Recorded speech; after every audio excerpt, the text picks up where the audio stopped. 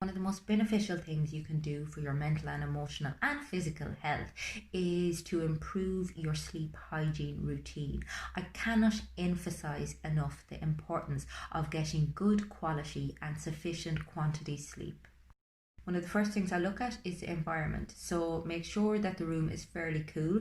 We tend to assume that we sleep better when we're warm. We actually sleep better if we're that little bit cooler. Not cold, but not roasting either. And try to get blackout blinds if possible, because the darker the room, the better off we're going to be.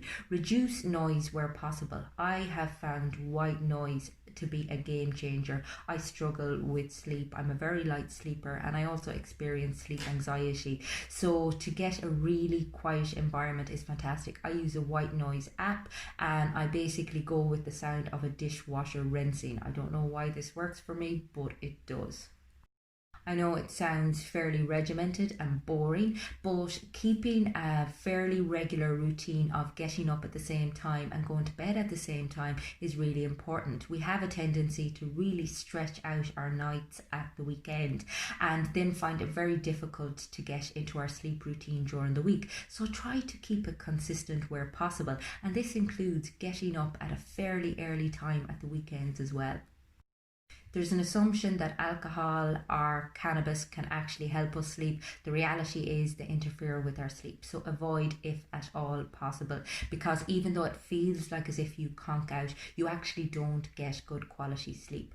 Also monitor your caffeine intake. I mean, I have a rule where I don't have caffeine past about 9 o'clock in the morning because I just find it makes me jittery, it makes me more prone to anxiety, and it interferes with my sleep, even if taken at that time. So maybe look at your own caffeine intake and play around with it. See what you can actually tolerate without it having an impact on you, or preferably try to cut it out altogether.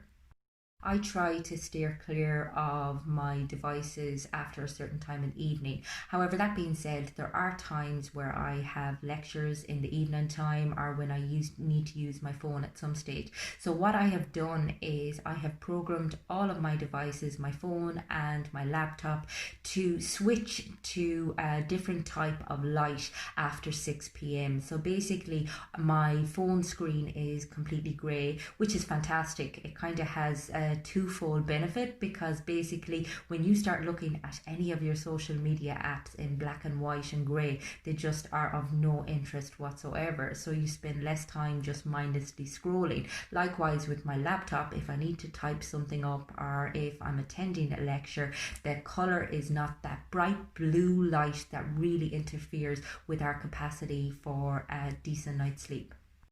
If you find your mind racing frequently when you lay down, try doing a mental and emotional dump before you go to bed. This is basically just writing down on paper any of the things that throughout your day were bothering you or that you have to carry into the next day. And it just means that you have taken them out of your head, put them down on paper, so they're less likely to bother you. You're less likely to be lying there ruminating or feeling highly anxious. I know some people might find it a bit cringe, and I know possibly I would have had a few years ago, but I find setting intentions and kind of saying a prayer of gratitude really helpful for settling my mind and feeling like as if I'm asking something else to be on my side, whether it be Source or Buddha or God or whatever, my higher power. But it just feels like as if you're handing things over, you're asking for a little bit of help to be a better person, and you're also showing gratitude for what it is that you already have. Speaking of gratitude, although I don't like to shove it down people's faces, it is good to be able to switch your focus going to bed to the things that are going right in your life, because we do tend to focus on all that's going wrong. And if I'm finding that my mind is particularly racy, I do what's called the alphabet gratitude game, which is basically just taking each letter of the alphabet and trying to find something in your life beginning with that letter that you are grateful for.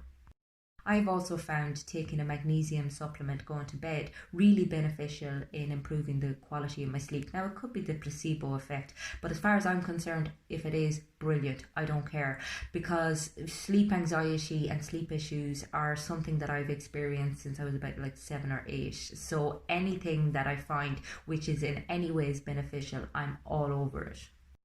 Meditation is another great one. Now, I tend to keep my meditative practice for the morning times because it just gives me that bit of clarity going into the day. But it can also be really beneficial to do a relaxing meditation or a loving kindness meditation or metta meditation going to bed, because it's just a way of kind of sending love and compassion to yourself and to others in your life.